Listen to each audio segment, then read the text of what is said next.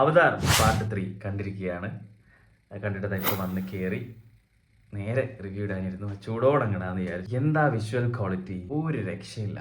Quality എന്നൊക്കെ പറഞ്ഞാൽ നമ്മൾ ആ വേൾഡിലേക്ക് അങ്ങോട്ട് കൊണ്ടുപോവുകയാണ്. ഫ്രെയിം എന്നൊക്കെ പറഞ്ഞുണ്ടല്ലോ, എന്ത് രസമാണെന്ന് അറിയാം. നമുക്കിങ്ങനെ നമ്മൾ സംസാരിക്കുന്നത് ചിലപ്പോൾ ശ്രദ്ധിക്കത്തില്ല, നമ്മൾ ആ ചുറ്റുമുള്ള കാര്യങ്ങളായിരിക്കും നമ്മളിങ്ങനെ നോക്കുന്ന. ആ ഒരു ഡ്രോയിങ്ങും അതിൻ്റെ 3D മോഡലിങ്ങും കാര്യങ്ങളൊക്കെ എന്താ രസമായിട്ടാണ് ചെയ്തിരിക്കുന്നത് അറിയാം.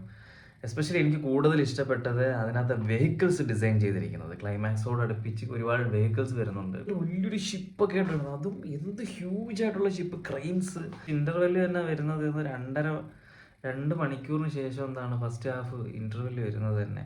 ഞാൻ തന്നെ ആലോചിച്ചു ഇനി ഇതിന് ഇന്റർവെൽ ഇല്ലേ എന്ന് തന്നെ വിചാരിച്ചു. അത്ര ഒരുപാട് സമയം കഴിഞ്ഞിട്ടാണ് ഇന്റർവെല് വരുന്നത്. പക്ഷെ കുറച്ച് ലാഗ് ഫീൽ ചെയ്തു.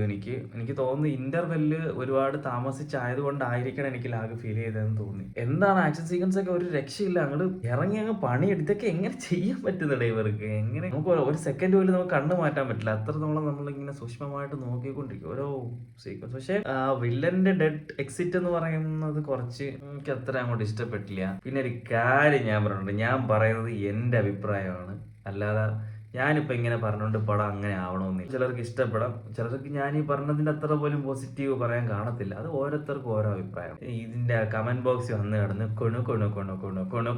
കൊണു അടിച്ചോണ്ട് വരരുതേ.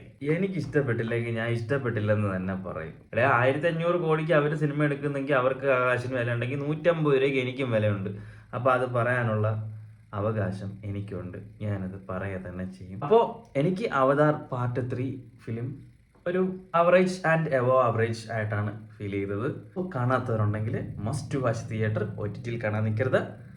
OTTയിൽ കാണാൻ നിൽക്കരുതെന്ന് പറയുന്നത് ഞാൻ എൻ്റെ അഭിപ്രായമാണ് പറഞ്ഞത്. ആരും OTT കാണരുത് എന്നല്ല ഞാൻ പറയുന്നത് കേട്ടോ. അപ്പോൾ OTT കാണാൻ നിൽക്കുന്നവർ മാക്സിമം തിയേറ്ററിൽ തന്നെ പോയി എക്സ്പീരിയൻസ് ചെയ്യാൻ നോക്കുക. OTTയിൽ നമുക്ക് എപ്പോൾ വേണമെങ്കിലും കാണാമല്ലോ. തിയേറ്ററിൽ പോകാൻ പറ്റാത്ത ആൾക്കാരുണ്ട്, ചിലപ്പം ജോലി തിരക്കുകൾ കാരണം പോകാൻ പറ്റാത്തവർ OTTയിൽ തന്നെ കണ്ടോ, നോ പ്രോബ്ലം. പക്ഷേ തിയേറ്ററിൽ കാണാൻ ഒരു അവസരം കിട്ടിയാൽ നിങ്ങൾ മാക്സിമം തിയേറ്ററിൽ തന്നെ പോയി കാണാൻ ശ്രമിക്കുക, അത് എക്സ്പീരിയൻസ് ചെയ്യുക. So thank you for watching my videos. Bye bye.